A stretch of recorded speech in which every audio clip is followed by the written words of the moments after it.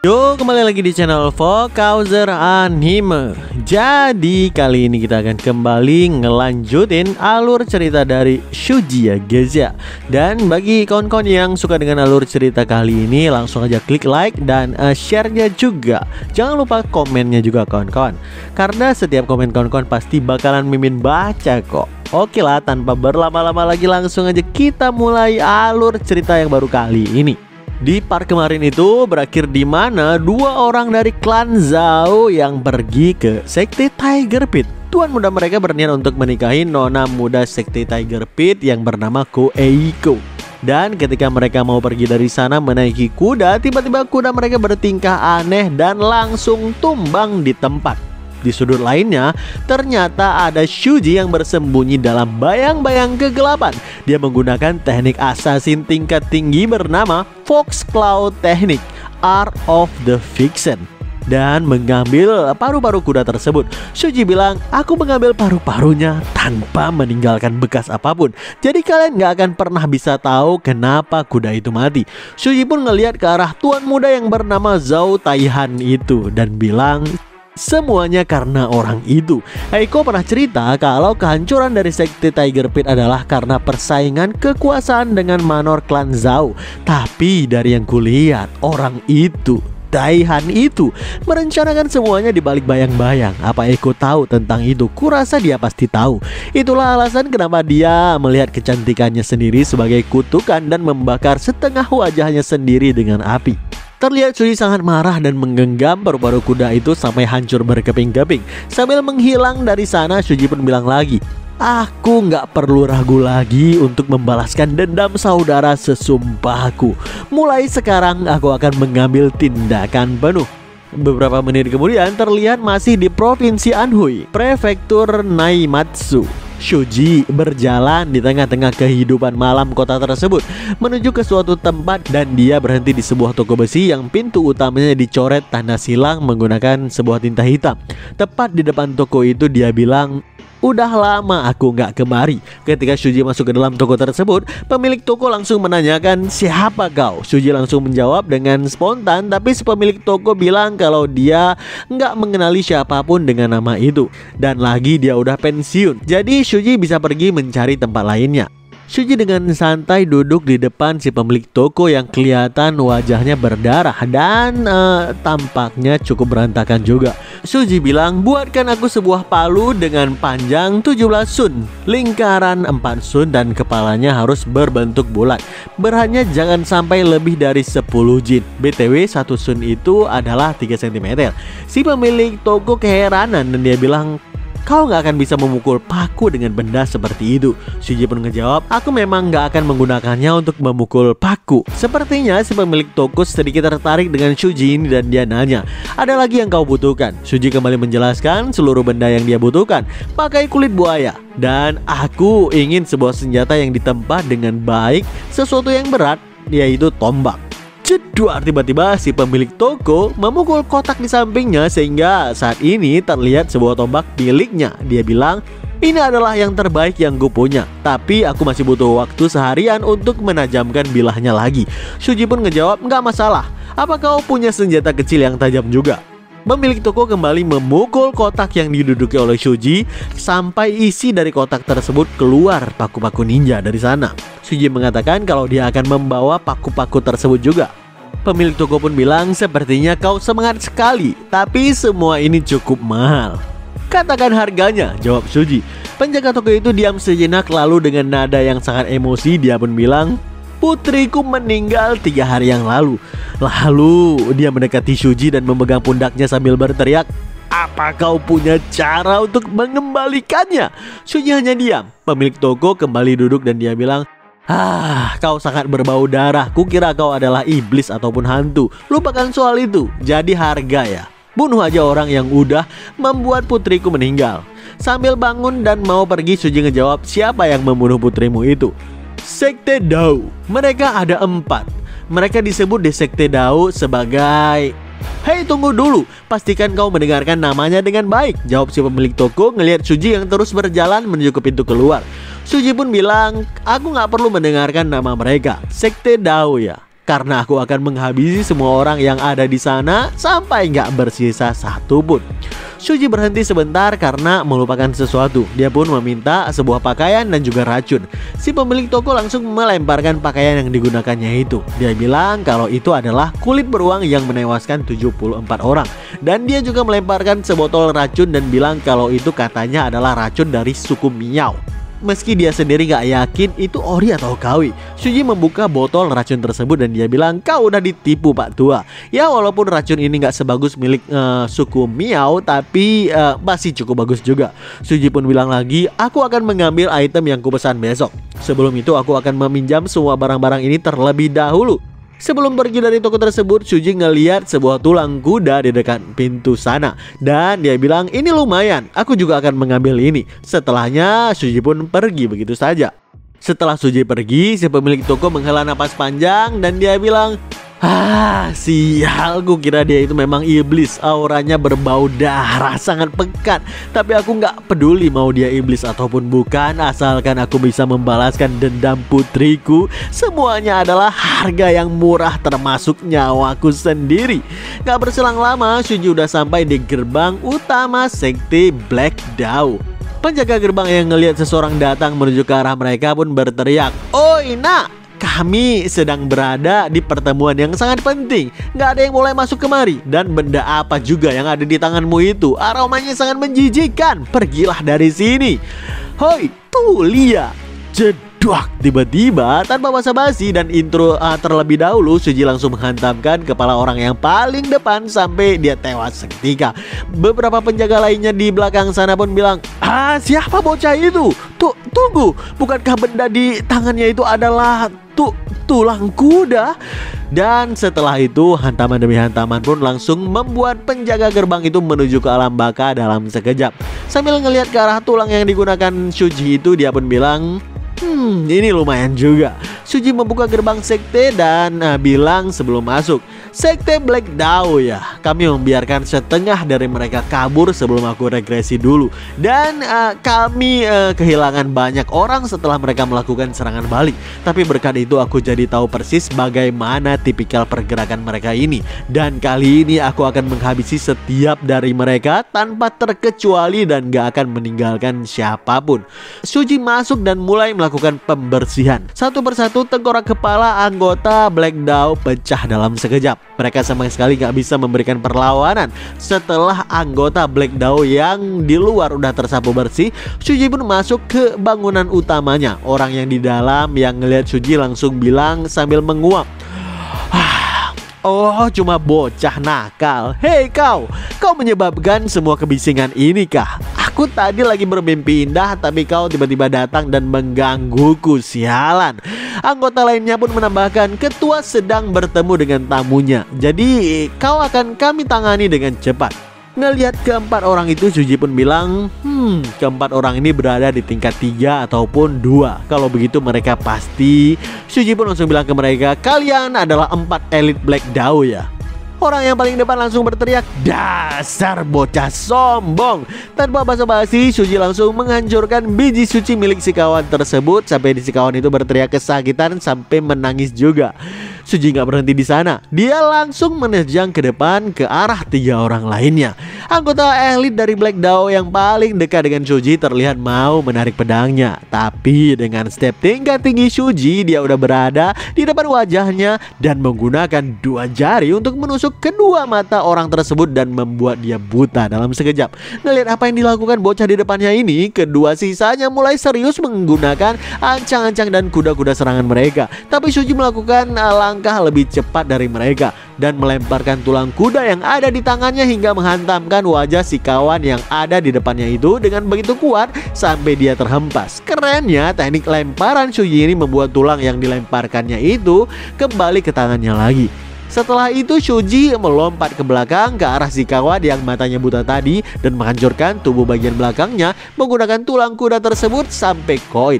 Si kawan yang bijinya hancur tadi masih mengerang kesakitan, tapi dia pun terlihat bangun dan dengan sangat marah bilang ke Shuji, brengsek bocah sialan, kau akan merasakan hal yang sama. Dia menerjang ke arah Shuji dengan seluruh kekuatannya, tapi Shuji tersenyum dan bilang, Lucu ngelihat kalian yang selalu mencuri barang milik orang lain, tapi sekarang saat aku datang kalian merasa seperti dirampok dan terluka. Shuji memukul guci yang di depannya hingga puing-puing guci tersebut berhamburan ke wajah si kawan yang tanpa biji tadi. Kawan itu mengerang kesakitan sambil memegangi wajahnya yang terluka. Shuji berjalan mendekatinya sambil bilang, kau sangat marah hanya karena ini. Aku kemari untuk mengambil nyawamu, bukan hanya barangmu. Ceduap, sebuah pukulan penghabisan menghabisi si kawan itu dalam sekejap. Anggota elit yang tersisa saat ini adalah si botak yang ada di depan sana. Dia mulai berkeringat dingin ngelihat semua rekan-rekannya dihabisi tanpa bisa berbuat apapun dengan begitu kejam. Dia pun bilang dalam hati, bahkan di sekte Black Dao gak ada yang bertarung sekeji ini, apalagi menyerang dengan tulang kuda. Bocah ini, dia seorang monster.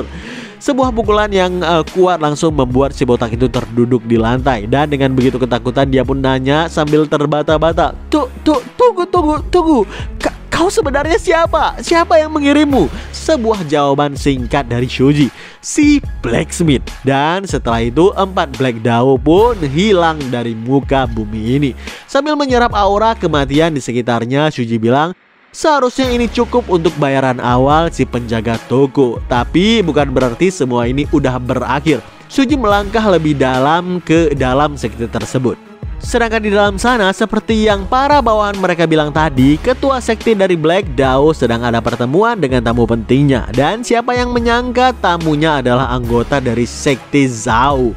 Perwakilan dari sekte Zhao itu bilang, jadi misinya gagal ya. Wah, Master Sekte Zhao sangat marah loh mendengarkan itu. Begitu pula dengan Tuan Muda. Kalian padahal udah menyamarkan anggota terpilih dari Black Dao kalian sebagai bandit hutan dan menyerang biro pengawal Howling Tiger, tapi masih gagal. Kau harusnya bisa mendapatkan kargo curian itu, juga hadiah dari klan Zhao kalau misi ini berhasil. Tapi kebodohanmu menggagalkan semuanya. Kita kehilangan banyak orang dan bahkan sekarang kita nggak bisa membayar upeti ke aliansi Evil. Bagaimana jika Money Collection Demon muncul? Kau kira kau bisa mengatasinya? Terlihat ketua sekte Black Dao di depan pria tersebut berkeringat dan sangat kesal. Ketua sekte yang bernama Gu Youho pun bilang dalam hatinya, sial, semuanya jadi nggak terkendali seperti ini. Kami udah mengirimkan orang yang cukup untuk mengalahkan biro pengawal Howling Tiger, tapi aku nggak menyangka orang kami malah dimusnahkan. Nggak ada yang selamat, jadinya aku nggak tahu apa yang sebenarnya terjadi di sana. Perwakilan dari klan Zhao itu pun berdiri dan dia bilang, harusnya kau mengirim 4 elit Black Dao sejak awal. Lalu dengan aura intimidasinya dia pun bilang, jika kau gagal lagi, kalian semua akan mati, kau mengerti? Seharusnya jika biro pengawalan Howling Tiger gagal menjalankan pekerjaan mereka dan misi mereka, sekte Tiger Pit akan terpojok dan rencana pernikahan Tuan Muda bisa berjalan lancar. Apa kau tahu, bajingan itu nggak akan beristirahat sampai dia mendapatkan gadis tersebut. Ketua sekte Black Dao pun berteriak dan dia bilang, iya, aku bilang aku udah mengerti, jadi udah cukup. Namun tiba-tiba obrolan mereka terhenti karena mendengarkan ada suara aneh yang berasal dari pintu masuk. Ketua sekte bilang dalam hatinya, seharusnya 4 elit berjaga di sana, bukan?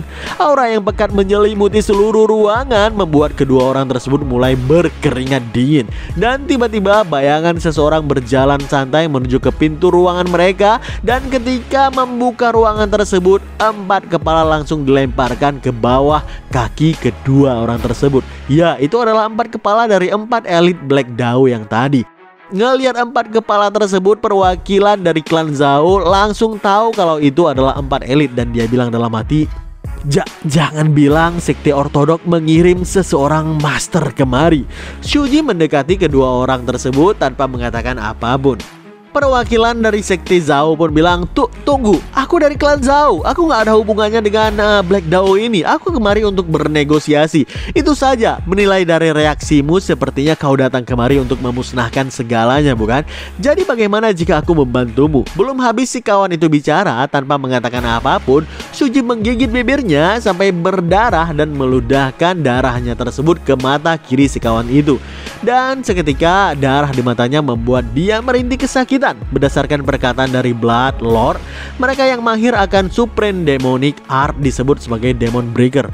Darah seorang Demon Breaker sangat beracun. Dalam hati Shuji dia bilang, meski nggak semematikan racun True Blood Breaker, tapi itu akan terasa begitu menyiksa pastinya. Dengan mata sebelah yang udah buta terkena darah Shuji, si kawan Zhao itu pun menarik pedangnya. Dengan sangat marah dia bilang, "Sialan, apa yang kau lakukan sebenarnya?" Sebuah tebasan pedang yang sangat cepat langsung dilancarkan ke arah Shuji. Tapi dengan wajah yang biasa saja sih, Shuji menghindari serangan tersebut. Dalam hati Shuji bilang, tingkatan martial artnya berada di tingkat 1, berbeda dengan 4 elit yang kulawan tadi. Oleh sebab itu, saat ini Shuji langsung menggunakan demonic artnya. Asap mulai keluar dari mulutnya dan aura pekat keluar dari tubuhnya yang membuat kedua orang yang berada di hadapan Shuji mulai mengucurkan keringat dengan deras. Mereka bilang, "Hah? Mustahil! Itu demonic art?" Si kawan Zhao itu pun kembali melakukan tebasan ke arah leher Shuji. Dan dengan sedikit menunduk, Shuji menghindari serangan tersebut lalu melepaskan sebuah counter tepat ke arah kaki si kawan itu sampai dia kehilangan keseimbangan mengambang di udara. Tentu momen tersebut nggak akan mungkin disia-siakan oleh Shuji. Sebuah serangan tulang kuda yang sangat dahsyat langsung menghancurkan leher dan tengkorak kepala kawan Zhao itu dan dia pun koit seketika. Yongho yang ngelihat pemandangan mengerikan itu pun bilang dalam hati, melampaui ideologi dan etika antara ortodok dan unortodok.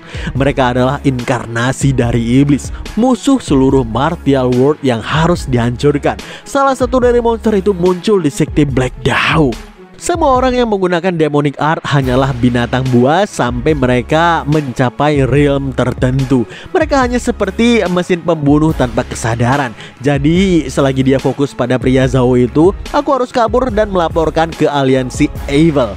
Kalau enggak, mungkin aliansi martial akan tiba-tiba lamunan ketua sekte buyar ketika Shuji pun bilang kepadanya, "Go Yoho, itu kau bukan?" Tentu mendengarkan kata-kata itu membuatnya makin merinding lagi. Dengan keringat yang mengalir deras di wajahnya, Yoho bilang dalam hatinya, Tunggu, dia masih punya kesadaran. Meski udah menguasai demonic art, tapi dia masih bisa sadar. Seorang master puncak. Selain itu, dia bisa mengendalikan demonic energinya. Si ketua sekte langsung bersujud di hadapan Shuji dan memohon ampunan. Dia menjelaskan kalau hari ini adalah hari terakhir dia membayar upeti kepada aliansi Evil. Kalau terjadi sesuatu dengannya sekarang, kemungkinan orang yang membunuhnya juga akan menjadi korban aliansi Evil. Shuji menjawab dengan santai, "Kalau begitu serahkan martial artmu. Kalau kau menolak, maka aku akan menghabisimu." Si ketua sekte berpikir dengan keras karena menyerahkan martial art sama aja dengan mati. Aku setidaknya harus menyerangnya.